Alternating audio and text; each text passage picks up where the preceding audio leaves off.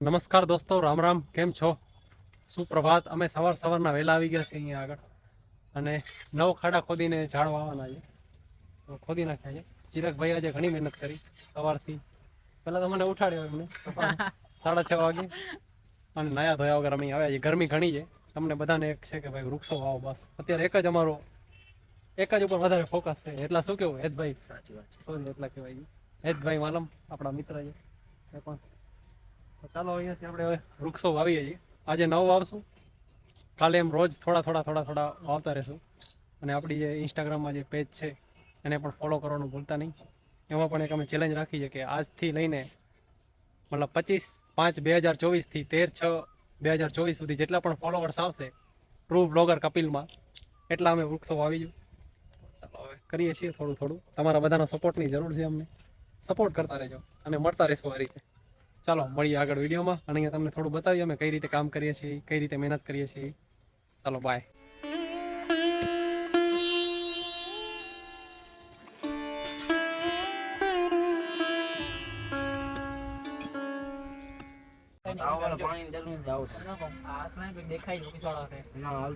આજ જો તમે આપણા યાર કેવા થઈ ગયા છે. આવો તો ખાલી તમે જ્યાં સુધી અહીંયા તમને છાલા ન પડે આવો ને ત્યાં સુધી કામ કરવું જોઈએ.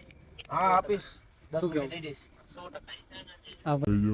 100% એક ખાડો ખોદ્યો ભાઈ થાકી ગયા. અમે આવી ગયા છીએ નર્સરીમાં અને ખૂબ આ વખતે સરસ ચડાવમાં નર્સરી છે. આ જો એક તારીખ પછી પણ અહીંયા રોપણ 1 તારીખ પછી ચાલુ થઈ જશે ને બધાને દેવાનું. કોઈ પણ આવે ને આપશો ને? કોઈ પણ આવશે ને દેશું. 1 તારીખ પછી તમે અહીંયાથી રોપા લઈ જઈ શકો છો. અને સાહેબથી પણ વાત થઈ જાય. આપણે મુન્દ્રામાં એક મોટો કેમ્પ પણ કરવાનો છે અને ત્યાં આગળ પણ આપણે આપવાના છે. તો ઘણું બધું કરશું આ વર્ષે. અને આ વખતે ઘણી બધી આ લોકોએ મહેનત કરી છે. આ બધા બહેનો એને કેટલા બહેનો છો તમે? અમે 5 બહેનો છે અને ઘણી સખત મહેનત કરી છે. 4 વર્ષથી અહીંયા આવું છું પણ આ વખતની મહેનત મને ઘણી દેખાણી આગળ. ગજબ.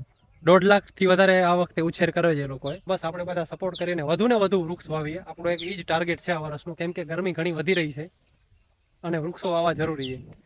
એટલે વધુ ને વધુ વૃક્ષો વાવો તમે આજુબાજુમાં, તમને જ્યાં જગ્યા મળે ત્યાં. અમે ચાલુ કરી દીધી 9 વાવવાના છીએ. સવારના 6 વાગ્યાથી ઉઠીને અત્યાર સુધી ખાડા કરીએ છીએ અને હવે ડાયરેક્ટ અમને ખબર હતી 8:30 9 વાગ્યા ખુલશે અને ડાયરેક્ટ અહીંયા આવ્યા છીએ. હા હજી ત્યાં જશું, તમને બતાવશું. અને ખૂબ આભાર અહીંયાના જે ડાંગર સાહેબ છે એમનો, કે ભાઈ એમણે અમને દર વખતે અમને સપોર્ટ કરે છે. અગલા વખતે પણ ઘણા બધા રોપા આપ્યા હતા. આ વખતે પણ એમણે કીધું છે તમારે જેટલા જોતા હોય એટલા લઈ જાજો. તો સાહેબ તમારો દિલથી આભાર. બસ આ જ રીતે સપોર્ટ કરતા રહેજો. અમારા હેતભાઈ છે એ પણ બહુ સારી મહેનત કરે છે. તો ચાલો મળીએ આપણે આગળ. લીધા છે અને હવે અમે જઈએ છીએ. હા આવી જશે. આમાં રહેશે હે પેટર્ન આવી જશે. નાના રાખી દેશું. હાલો ને પાછા અમે અહીંયા આવી ગયા છીએ. રોપા પણ આવી ગયા છે ત્યાં આગળ સામે પડ્યા છે.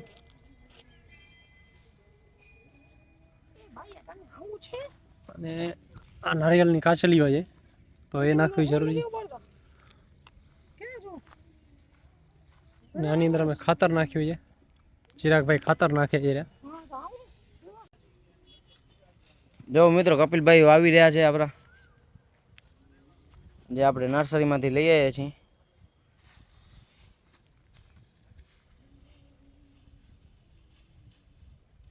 આજે અત્યારે જે અમે વાવી રહ્યા છીએ બદામ છે. તો અને સાથે અમે આ કોકોપીટ્સ અને નારિયેળના છાલટા કહેવાય, આ પણ તમે ઝાડ વાવો તો જરૂરથી નાખજો. જે તમારું ઝાડ 6 મહિનામાં ગ્રો થશે ને એ 2-3 મહિનામાં ગ્રો થઈ જાય.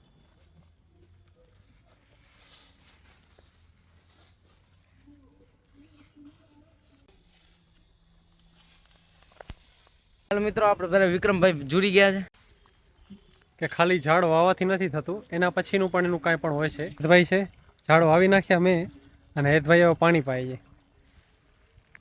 ને વિક્રમભાઈ શું હેતભાઈ શું કહેશો? કેવો રહ્યો આજનો દિવસ તમારો? બહુ સારો.